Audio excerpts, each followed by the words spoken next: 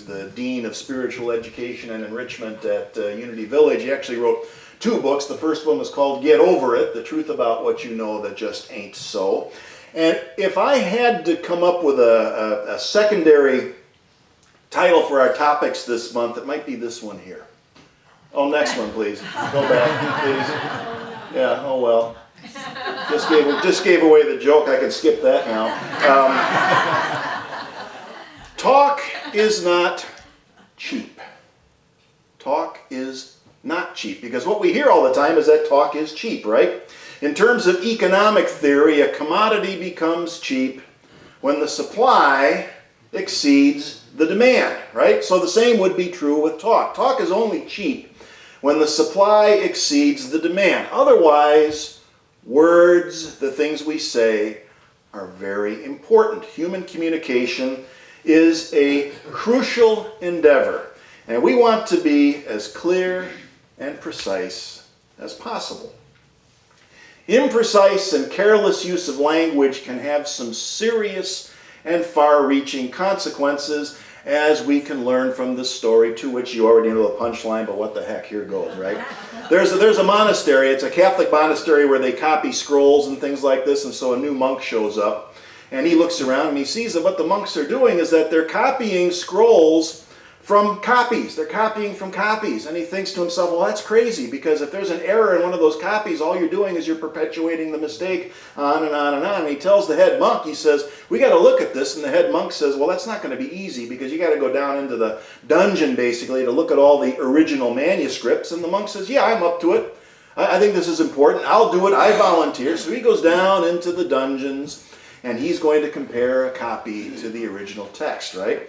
And he disappears for a whole day. He misses the meals, he misses the prayer times, and so they send another monk down to track him down and see what's going on. And the monk gets down there in the cellar, down in the dungeon, and he hears the sound of weeping, sobbing, and he finds this monk at a desk over in the corner, and he goes up and he says, what's wrong?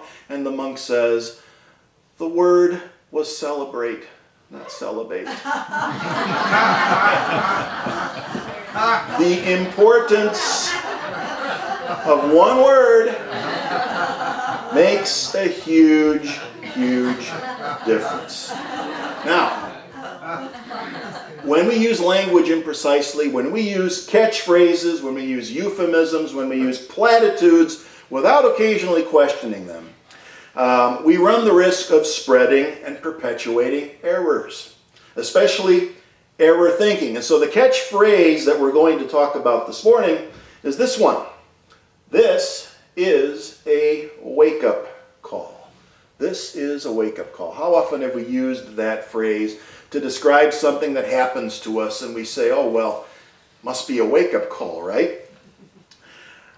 Another phrase that we use for this sometimes is, we call it getting hit by the cosmic 2x4. Ever hear that one? Getting hit by the cosmic 2x4. Now, everybody knows what a 2x4 is, right? And everybody knows what the dimensions of a 2x4 are, correct? You'd think 2 inches by 4 inches, and as long as you need it to be to give it a really good swing, right? But that's where we'd be wrong, because I was surprised to find out that the actual dimensions of a 2x4 are not 2x4, they're 1.5 by 3.5. And maybe that's even changed now, because it seems like everything is getting downsized, right? 2x4, 1.5 by 3.5. The point is, you don't want to get hit by either one of those, right? Still a pretty substantial piece of lumber. But again, we see that language can be deceiving. So what is it that we really mean when we say it's a wake-up call or I got hit by the cosmic 2x4? Well, what we often are thinking is that God caused something to happen in order to wake me up, to change my ways, to repent, get back on the straight and narrow, start taking care of myself, whatever it is, which runs contrary really to everything that we teach about God and unity, because we don't believe in mafia theology. Mafia theology is where God makes us an offer we can't refuse. Or maybe God roughs us up a little bit until we decide to cooperate. we don't need a wake-up call from God because God isn't trying to change us. We already have everything that we need to wake up and to stay awake.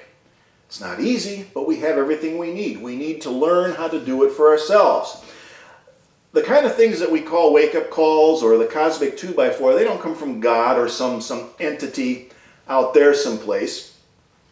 The reason that we call something a wake-up call is because we finally realize that we've been asleep.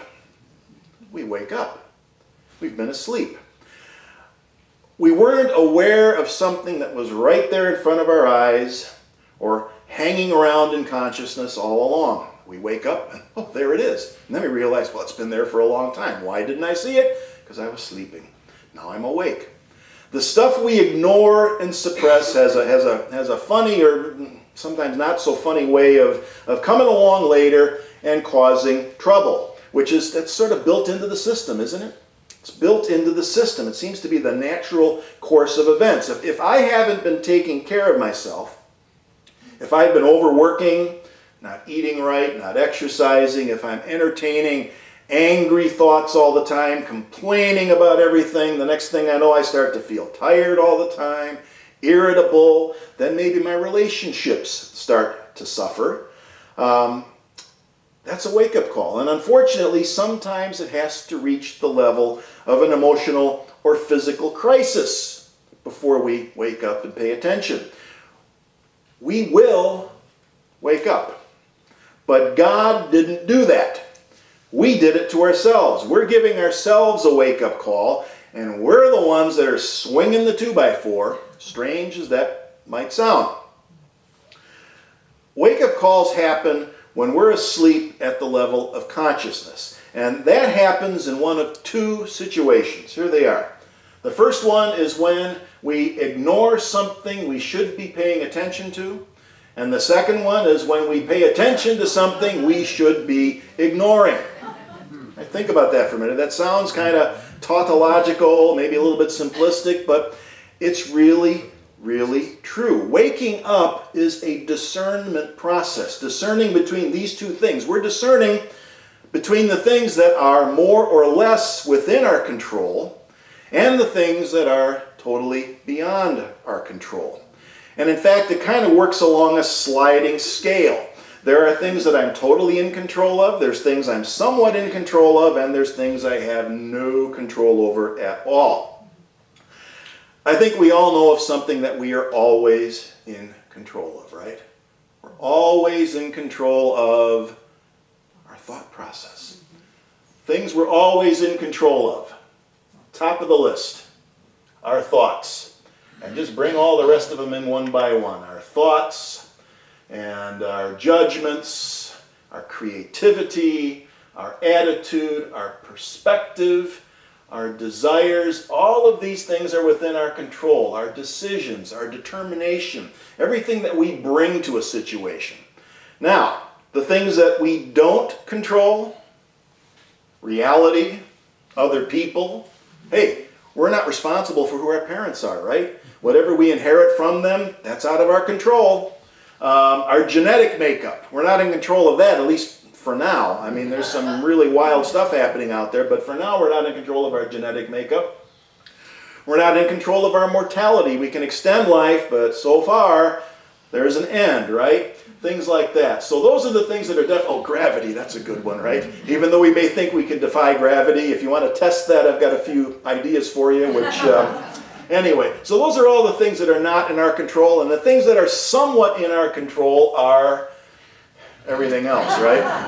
That's a long list of the things that we're somewhat in control of. Now this is really the wisdom of the ancient Greek and Roman Stoic philosophers. They tell us that when we focus on the things that we can control, it empowers us. When we focus on the things that are not within our control, we waste our energy and we can become disillusioned, demoralized. It's a message that's summed up nicely by the Serenity Prayer. Remember that? Grant me the serenity to accept the things I cannot change, the courage to change the things I can, and the wisdom to know the difference. Well, That's ancient stuff going back many, many centuries ago. They call it the serenity prayer because a sure way to shatter our serenity is to put our energy into things we can't change. But here's the thing. We don't need anyone or anything to grant us the power to do that. We don't have to beg or beseech or find a way to become worthy. It's ours by right of consciousness. Human beings, we've evolved to the point where we don't have to navigate life based on pure animal instinct. Instinct is good, it has its place. Instinct is like autopilot. Sometimes we need that. It can be helpful in certain situations, and in other situations we want to wake up and take control of what it is that we can control. The Greeks, they would have us simply ask this question here. What is up to us and what is not up to us? And if anybody knows how to pronounce that Greek there, more power to you, but that's an old Greek phrase. What is up to us and what is not up to us? Or in other words, what is mine to do? What is mine to do here? Everyone can ask that question. Everyone can deal with that. It doesn't require any kind of special superpower. It doesn't require special grace. But again, the key, as always, is to remember to do it. Which means we have to choose to live life deliberately and intentionally. And that's the real work of waking up. Now, there's a modern restatement of this principle that I found in a book that's called The Obstacle is the Way by Ryan Holiday. He puts it this way. He says, focusing exclusively on what is in our power magnifies and enhances our power. But every ounce of energy directed at things we can't actually influence is wasted, self-indulgent, and self-destructive. I can't control the weather. Haven't figured that one out yet. But I can take reasonable steps to see if maybe I want to take a jacket or an umbrella, right? And if I don't check the weather report before heading out in the morning and I wind up wet or cold or both, I don't rail against the weather. I simply acknowledge that this is on me. This is my fault. I need to wake up. I need to remember to do things differently next time. But how many times do we find ourselves saying things like, oh, how I hate this weather, right? Or why does it have to be like this all the time? Poor me, right? We turn ourselves into victims when that's absolutely not the case. I'm responsible for being wet and cold. I'll remember this for next time. Then we get to put our energy into something that's more interesting. And there's always something more interesting if we just look for it. If we should find ourselves feeling drained and tired all the time, without some underlying medical problem, obviously, but if we find ourselves feeling drained and tired all the time, we might be exhausting ourselves by consistently wasting energy on the things that we can't control. It's worth looking into because another thing that we don't control, and I mentioned it up there earlier, is the behavior of other people. And yet, how much energy do we expend reacting to what other people say and do? I swear Facebook has become this forum for people to circulate these memes and pictures that are just designed to get your goat. You know, they put something out there that's designed to invoke outrage, right? Have you seen this stuff? Maybe it's just me, but it's amazing. It's amazing. We react to stuff other people say and do, and sometimes we say that so-and-so or that Facebook post or whatever really pushed my buttons, right? What am I, an elevator? Is it really that easy? Can someone control our temperament by simply, as easily as pushing a button and selecting a floor? Is that possible? If we let it. We hear or we see something on TV or online, or someone says something we disagree with, and instead of simply noting our disagreement, we need to work up some righteous moral outrage.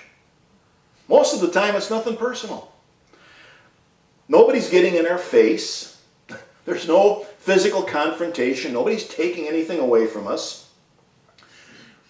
The Roman Emperor Marcus Aurelius wrote a wonderful series of meditations that have really withstood the test of time, and I think they're still practical today after all these years, almost 2,000 years.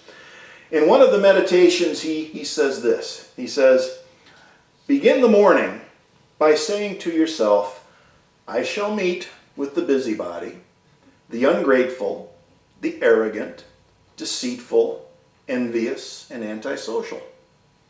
All of these unpleasant qualities are the result of ignorance. I cannot be angry with them, and I can neither be injured by any of them, nor hate them.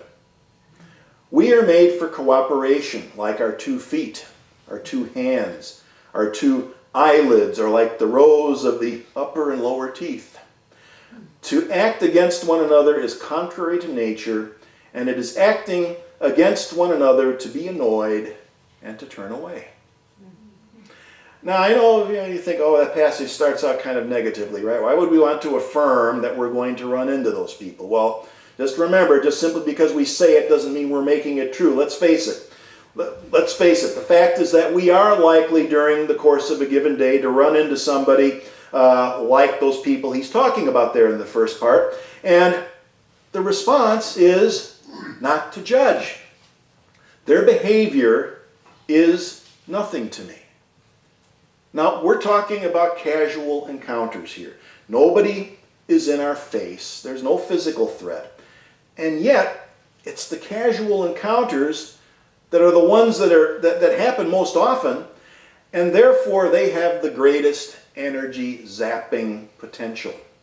That's where it is.